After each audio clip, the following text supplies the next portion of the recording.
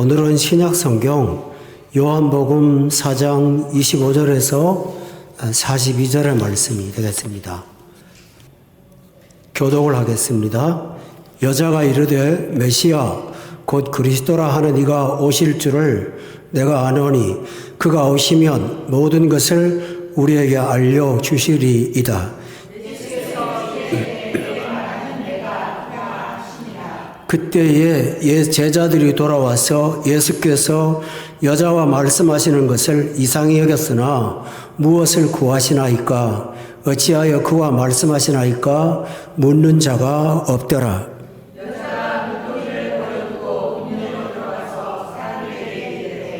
내가 행한 모든 일을 내게 말한 사람을 와서 보라. 이는 그리스도가 아니냐 하니 그 사이에 제자들이 청하여 이르되 랍비여 잡수소서.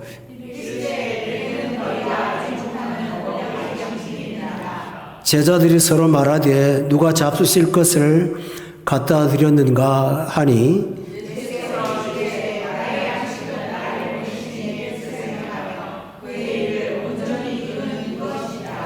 너희는 넉 달이 지나야 추수할 때가 이르겠다 하지 아니하느냐? 그러나 나는 너희에게 이르노니 너희 눈을 들어 밭을 보라. 휘어져 추수하게 되었도다.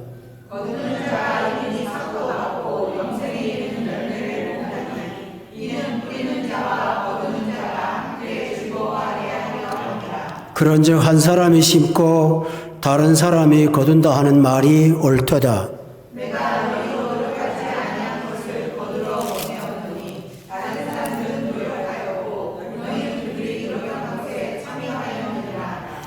여자의 말이 내가 행한 모든 것을 그가 내게 말하였다 증언하므로 그 동네 중에 많은 사마리아인이 예수를 믿은지라.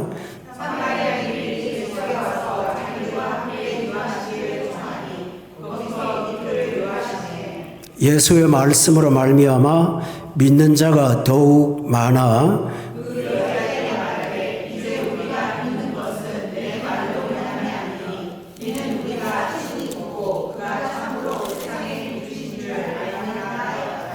아멘. 요한복음이 21장으로 구성되어 있는데요. 각 장마다 참 위대한 진리로 가득한 보고입니다. 그런데 그 중에서 열매로 말한다면 오늘 이 요한복음 4장의 열매가 제일 큽니다. 그 까닭은 세 가지가 있습니다.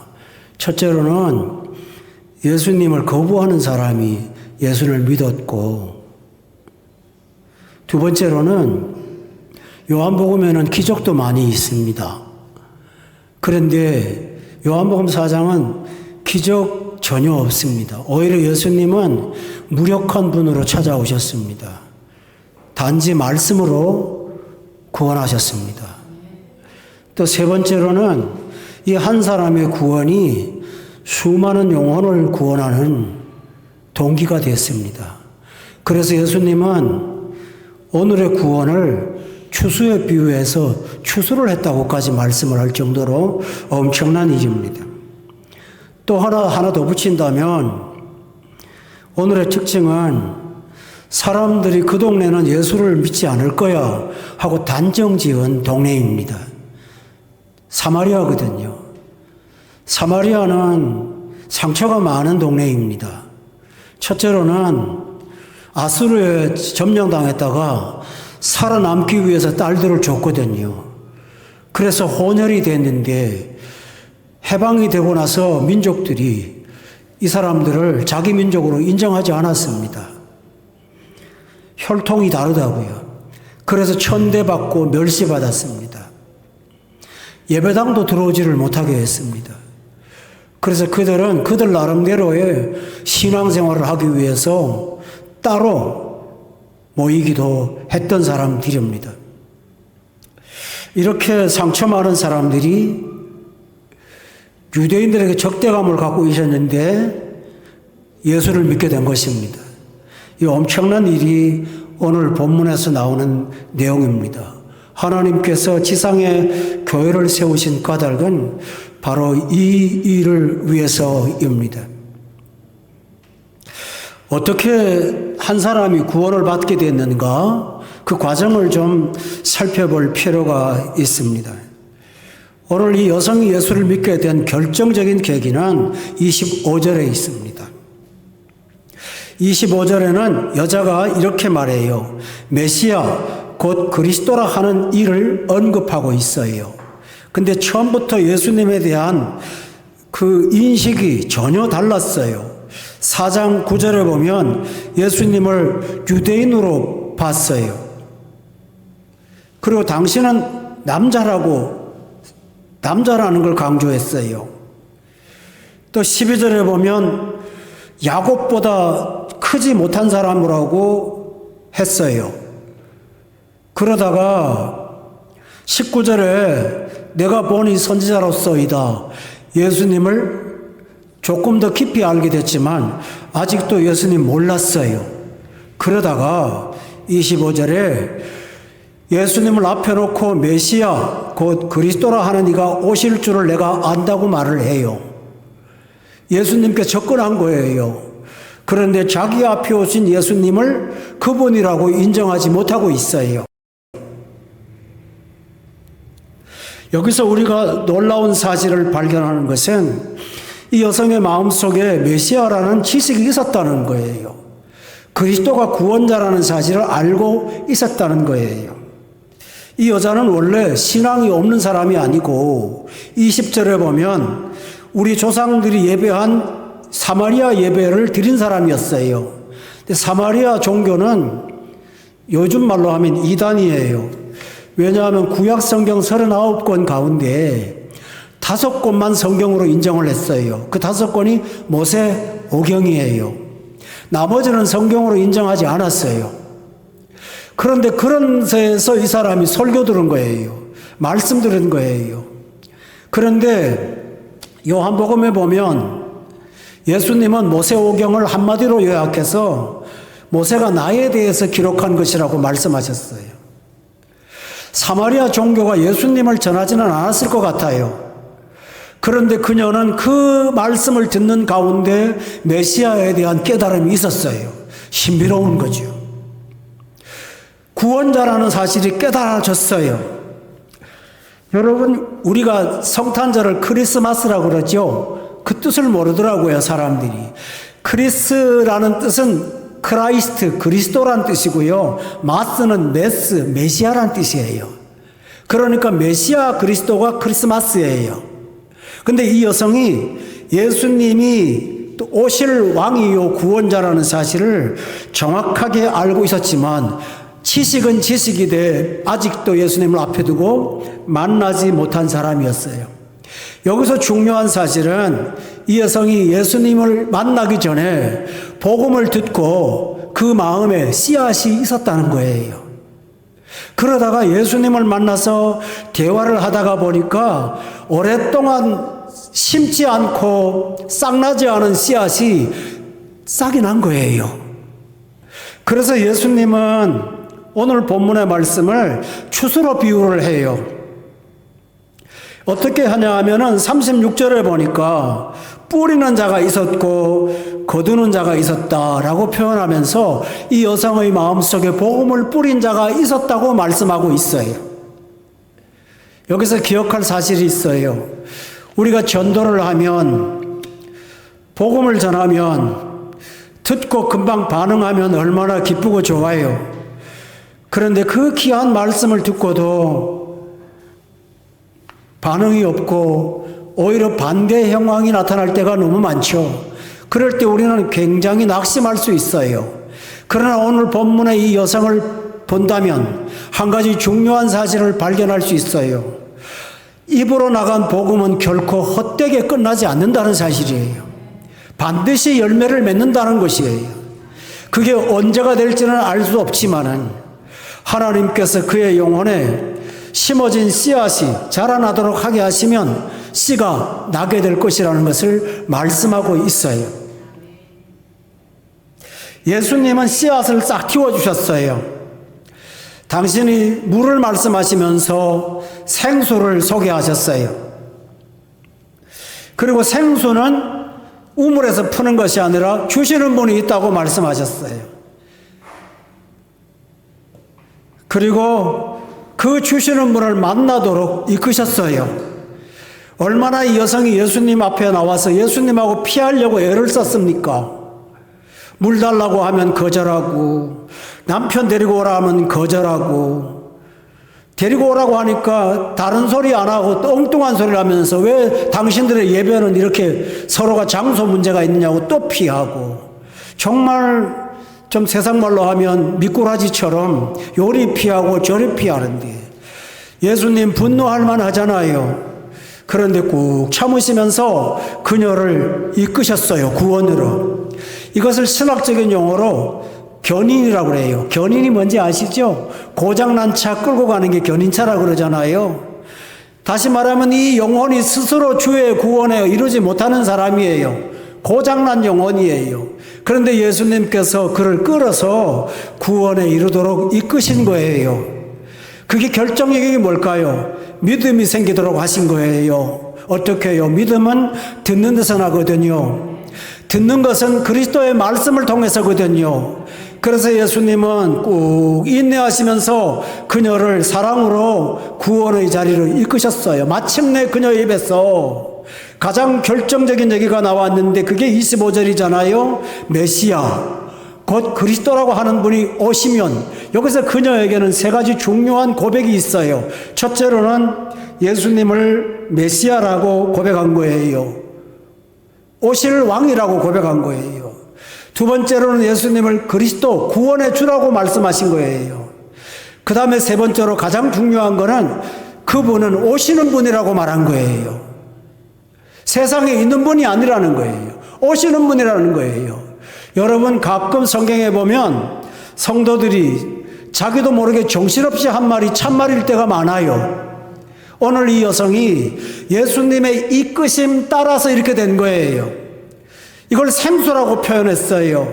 어떻게 해요? 펌프를 예로 들었잖아요. 펌프는 공기가 차서 그냥 안 나와요. 그 공기를 채우려고 하면은 물을 한 바가지 넣어요. 그리고 풀면 나오잖아요. 이것처럼 예수님께서 생수를 그녀에게 공급하셨고 마침내 영혼에서 터지게 된 거예요. 이게 생수예요.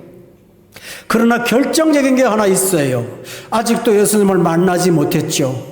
그때 예수님께서 26절에 그녀에게 내게 말하는 내가 그라고 말씀하셨어요.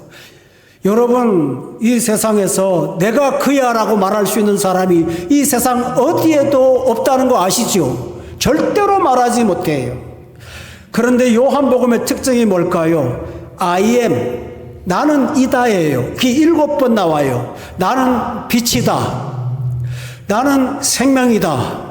나는 길이다. 나는 반석이다. 나는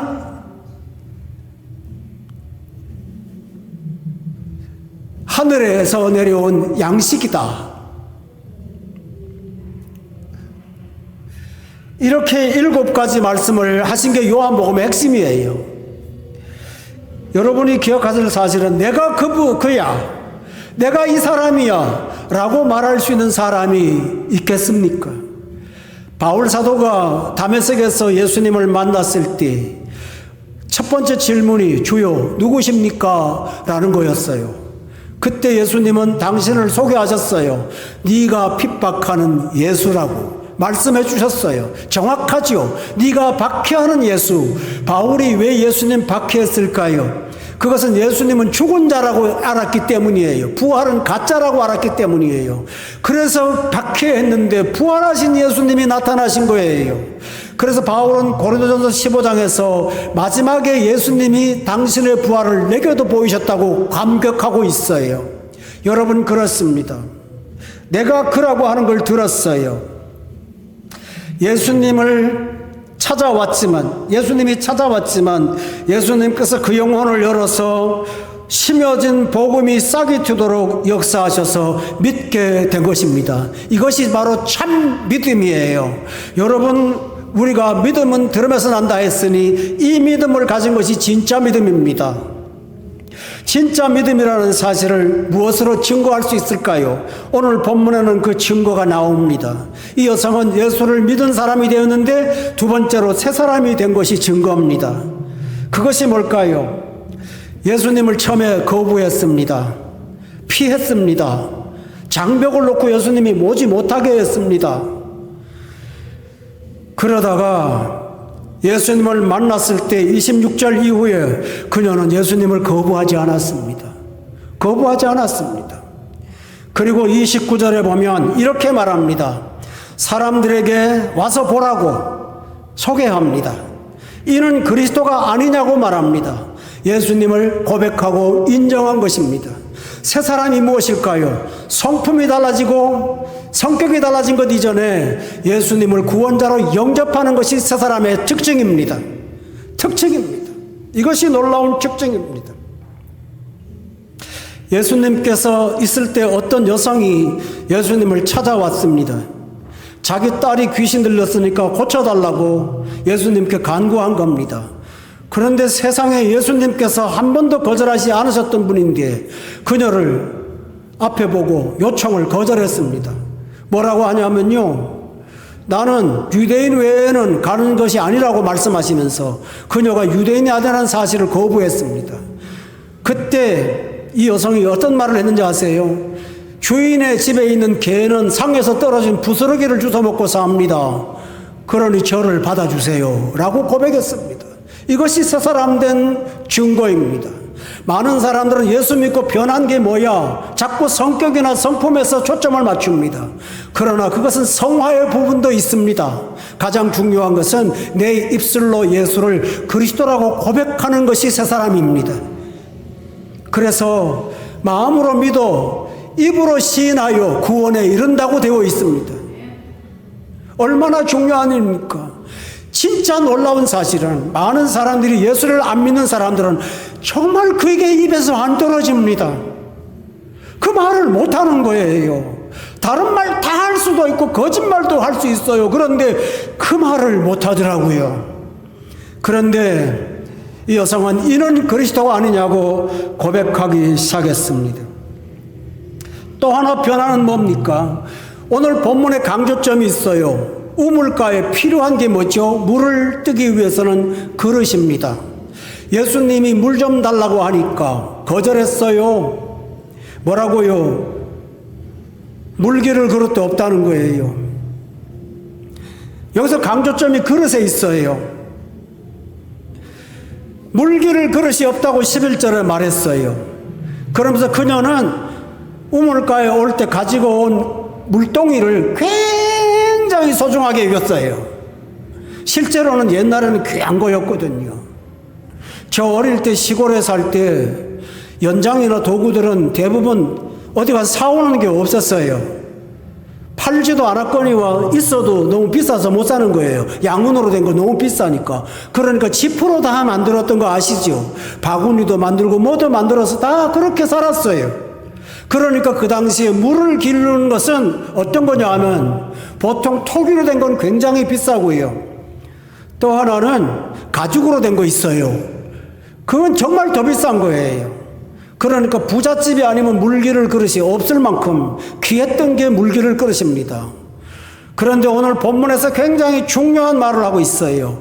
여자가 예수님을 그리스도로 만난 다음에 28절에 제일 첫 번째로 행한 일이 뭔지 아세요? 물동이를 버린 거예요. 버린 거예요. 새 사람의 특징이 뭘까요?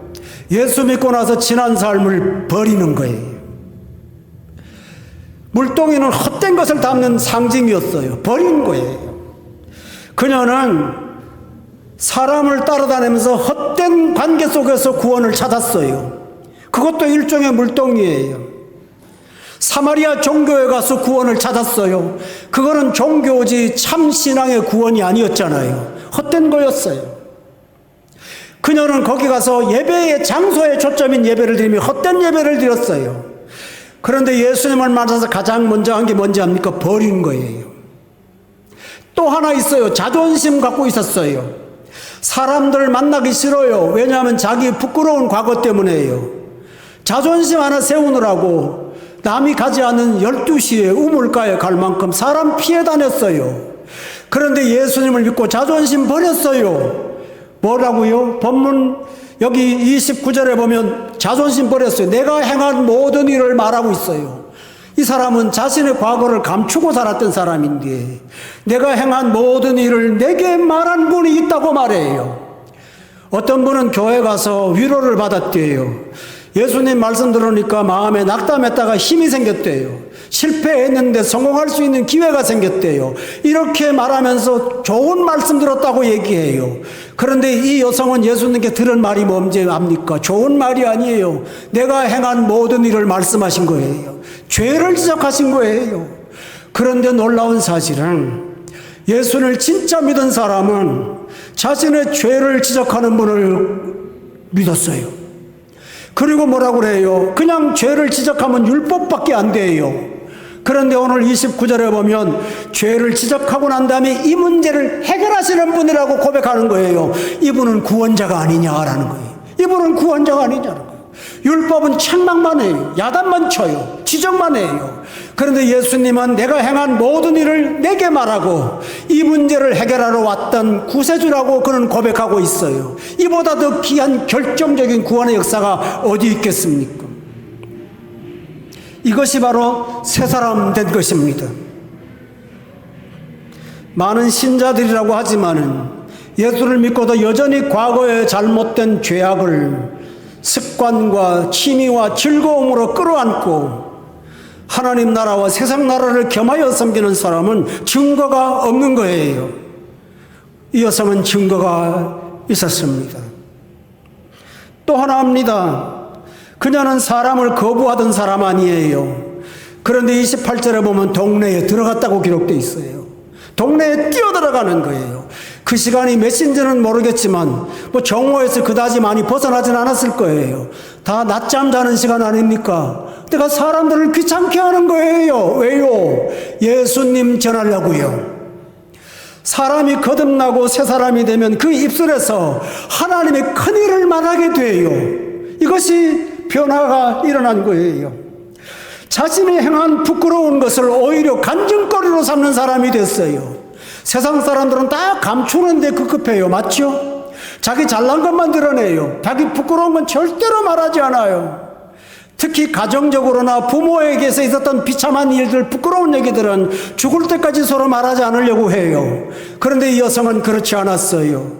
그걸 고백하면서 사람을 피하던 사람이 자기 죄를 예수님을 전하는 간증거리로 고백하고 있어요. 이게 변한 거예요. 우리는 예수 믿고 나서 예수님을 전도하고 복음을 전하려면 내가 좋은 사람이 되어야 된다고 생각해요. 그러나 이 여성은 자신의 죄된 모습을 구원의 도구로, 구원의 인도로 써서 사람을 구원했어요. 여러분, 제 잘난 척 하면서 허위로 살던 세상 사람들 속에서 있는 대로 다 드러내놓고 나 같은 자를 구원하신 주를 내가 만났어라고 말하고 싶은 것 때문에 밤잠을 자지 못하고 낮잠을 자고 있는 동네 사람들이 찾아가서 그 영혼들을 흔들어 깨우는 전도자 된 거예요. 이것이 구원의 증거입니다. 전도자가 되었는데 놀라운 얘기를 합니다. 가서 고백한 신앙의 고백이 뭡니까? 29절에 예수님은 죄인을 구원하러 오신 분이라는 사실입니다. 정확한 복음입니다. 교회 가봐. 저분 만나면 위로 얻어. 우리 민족적으로 상처받았는데 해결해 줄 거야. 그런 얘기 하나도 하지 않았습니다. 내가 행한 모든 일을 말하신 그리스도가 여기 있어. 우리를 어둠 속에서 죄악에서 건져내려고 여기 오신 분이야 하고 사람들에게 이야기했습니다. 놀라운 사실은 이런 여성이 말하면 누가 들어주겠습니까? 그런데 거듭나서 복음으로 이야기하면 영혼이 듣고 반응을 하게 됩니다. 왜요? 30절에 보세요. 그들이 동네에서 나와 예수께로 왔다고 되어 있는데 제가 주석을 보니까 이게 진행형으로 돼 있어요. 계속 사람이 왔다는 거예요. 계속 오는 거예요. 한 사람 오고 또 오고 또 오고 또 오면서 계속 오는 거예요. 여러분 보세요. 거듭난 사람의 한마디 말이 온 세상을 바꿉니다. 우리는 우리 입에 올려진 복음의 능력이 얼마나 큰지를 잘 몰라요. 거듭나면 내 말이 실없는 농담이 아니라 거듭나면 새 사람이 되면 내 말이 구원의 줄이 됩니다. 이게 얼마나 놀라운 사실인가요? 하나님께서 요나를 니느웨에 보냈을 때 요나가 한 말은 너희 40일이면 망한다. 구원받는 얘기도 안 했습니다. 근데 그 말을 듣고 니느웨의 왕을 비롯한 모든 사람이 조복을 입고 회개한 기록이 있지 않습니까? 이것처럼 하나님께서 그 영을 쓰시고 거듭나게 하면 이런 일이 일어납니다. 그래서 이렇게 많이 오니까 예수님이 뭐라고 그랬죠? 추수를 하는 거라고요. 추수하는 거라고요. 오늘 본문에 보세요. 35절에 보니까 추수하게 되었도다라고 해요. 그러면서 제자들에게 이렇게 말합니다. 너희는 넉 달이 지나야 35절에 추수할 때가 이르겠다 하지 않느냐. 이 말이 무슨 말입니까? 사마리아 사람들이 구원받을 거는 상상도 못하는 거예요. 이건 시간이 좀 걸려. 오랜 세월 걸려. 이렇게 생각한다는 거예요. 그런데 예수님께서 그 피곤한 몸으로 사마리아에 찾아가신 이유는 추수 때가 되었기 때문이라고 말씀하시는 거예요. 우리는 우리가 대하는 영혼을 알지 못해요. 이 여성은 예수님이 가기 전에 이미 복음을 씨로 갖고 있었어요. 그리고 그가 변화됐을 때 사마리아 전체가 구원받는 놀라운 일이 일어난 거예요. 엄청난 일이 일어난 거예요. 또 하나 있어요. 어떤 사람이 예수님을 믿기 위해 교회에 나왔는데 교회에 나와서 자기하고 뜻이 맞는 사람을 만나 좋아요. 그것까지는 참 좋은데요. 그분의 신앙을 그대로 답습하는 거예요. 잘못된 점도 그대로 따라가고 하는 거예요. 그러면서 결국은 그 사람을 따라서 이리저리 움직이는 행태를 하게 되온 걸 많이 보게 됩니다. 그런데 사마리아 사람들은 이 여성을 향하여 이렇게 말합니다. 뭐라고 한지 압니까? 39절을 보세요. 여자의 말이 내가 행한 모든 것을 그가 내게 말하였다 증언하기 때문에 죄를 이야기했는데 그 동네 중에 많은 사마리아인이 예수님을 믿었습니다. 그런데 그렇게 믿은 사람들이 여자 따라다니는 게 아니에요. 42절에 보니까 그 여자에게 이렇게 말해요. 이제 우리가 믿는 것은 너의 말 때문이 아니야. 너는 예수님께로 우리를 인도한 것은 맞아. 그러나 너 때문에 내가 우리를 믿은 거 아니야. 이는 내 말로 인함이 아니니 이는 우리가 친히 듣고 그가 참으로 세상의 구주신 줄을 알았기 때문이라고 고백하는 거예요. 이 여성이 좋은 말만 했다면 그 말을 듣고 혹했을 거예요. 그러나 자기 죄를 이야기했을 때 사람들은 그것 때문에 찾아온 건 뭡니까? 우리가 평생 동안 죄 짓고 살았는데 죄의식이 있잖아요. 그리고 이 죄 때문에 망하게 생겼는데 구원자가 오셨다는 사실이 반가운 복음인 거예요. 진짜 복음인 거예요. 이 복음을 듣고 예수님을 찾아 나왔다가 그녀의 간증하고는 비교가 안 되는 예수님의 친히 하시는 생명의 말씀을 듣게 된 거예요. 그래서 이렇게 고백합니다. 이 여자는 예수님을 그리스도라고 말하죠. 그런데 사마리아 사람들은 이는 세상의 구주라고 고백하고 있습니다. 왜 세상이요? 유대인들의 이 사마리아 사람들의 관점은 유대인들을 따로 종교라고 생각했습니다. 하나님은 유대인 편이라고 생각했던 것 같습니다.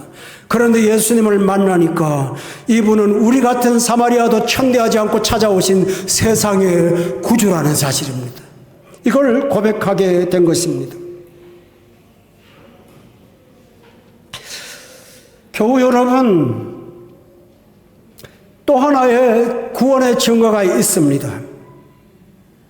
40절에 보면 사마리아인들이 예수께 와서 이제는 구원받은 자들인데 예수님을 또 찾아옵니다. 와서 함께 유하시기를 청했다라고 기록되어 있습니다.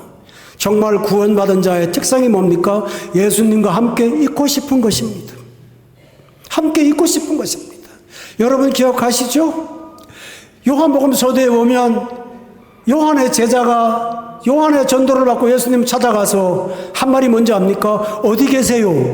어디 사세요? 그리고 그날 중에 가보고 거기서 거하니라 기록되어 있죠. 모든 것을 버리고 나를 따른 제자들, 거라사에서 귀신 2,000마리에 들려 고생하던 사람이 정신이 온전했을 때 가장 먼저 한 일이 뭡니까? 예수님과 함께 있기를 청했다라고 기록되어 있어요.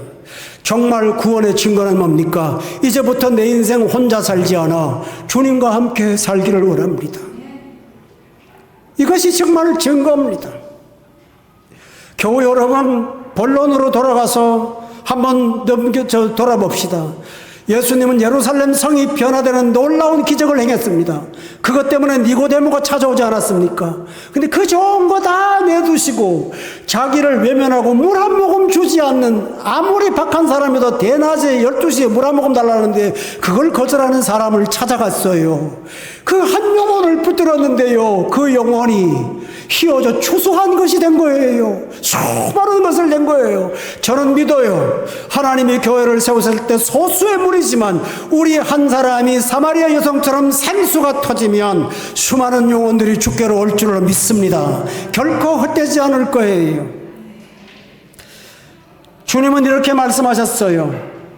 제자들이 양식을 사러 갔다가 사가지고 왔어요. 잡수시라고 그랬더니 예수님이 말씀하신 거 여러분 아시죠?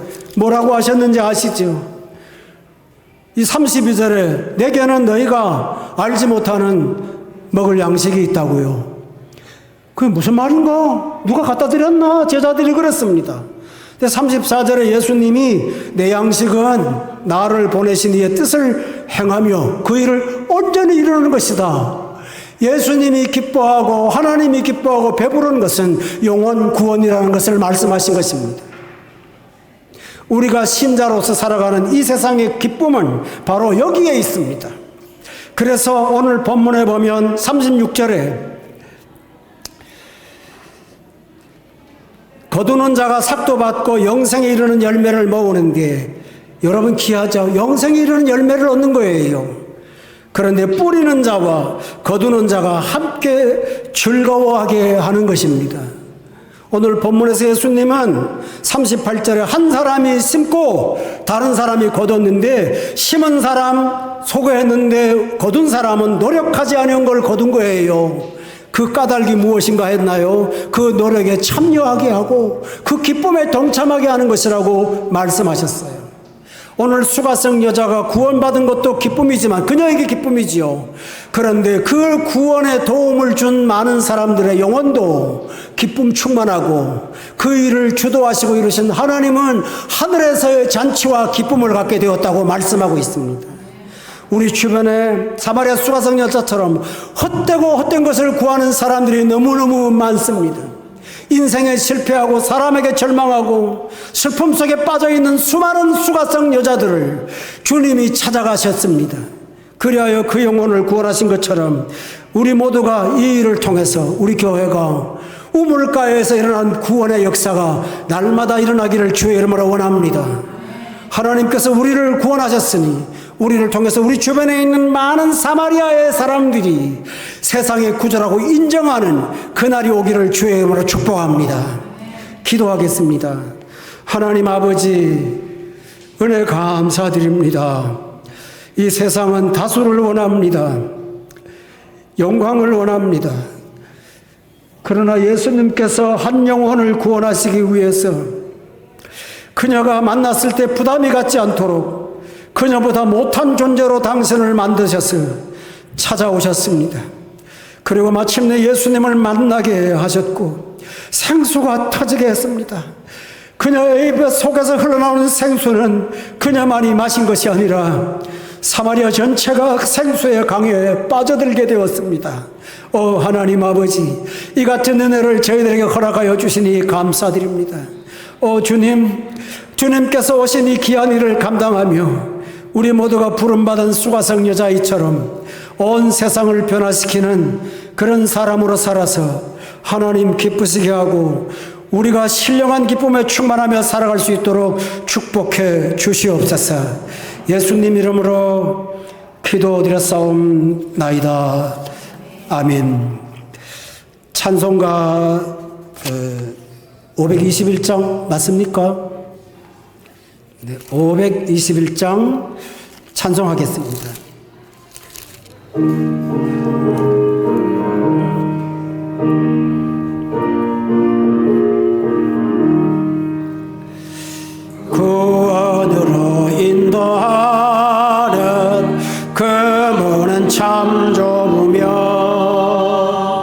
생명으로 인도하는 그 길은 참 험하니 우리 몸에 지와 있는 그 더러운 죄짐을 하나 없이 벗어놓고 힘써서 들어갑시다.